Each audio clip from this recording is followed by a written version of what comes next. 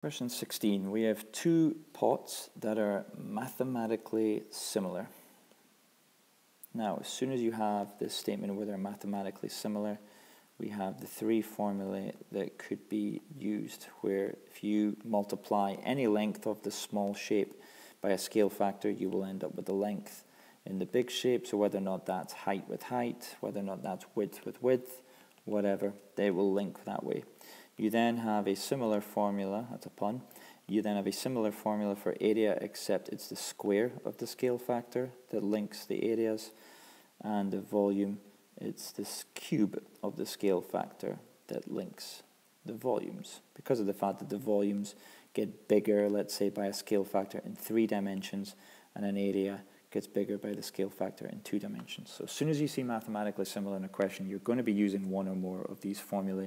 Which formula you use will be obvious from the words in the question. So straight away with the volumes, this formula here is definitely going to be used, and I can straight away sub in our values here. Now in terms of the small volume, that's obviously going to be the number that's smaller, at 264 times our scale factor cubed, which we don't know, is equal to 891. So what I can do is I can use this formula and rearrange it to try and figure out what that scale factor is. So if I divide both sides by 264, first of all, I get the following. And if I take the cube root of that, 891 over 264, I actually end up with 1.5. So that means that the lengths in the big shape are going to be 1.5 times as big as the lengths in the small shape. The question also gives us, or even tells us here, a height of 8, also represented there, and the question is interested in the height of B, which means we are now going to use our formula involving the lengths and the scale factor that we've just figured out.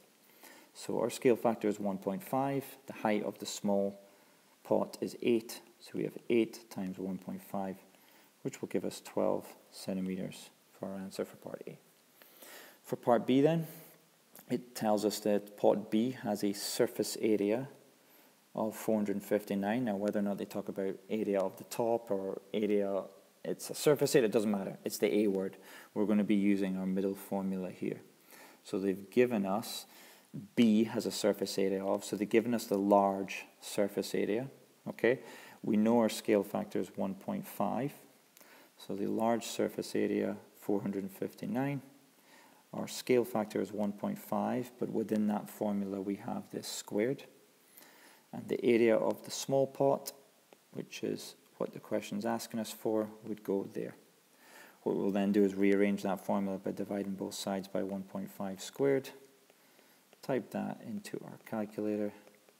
And the answer we're going to end up with here is 204 centimeters squared.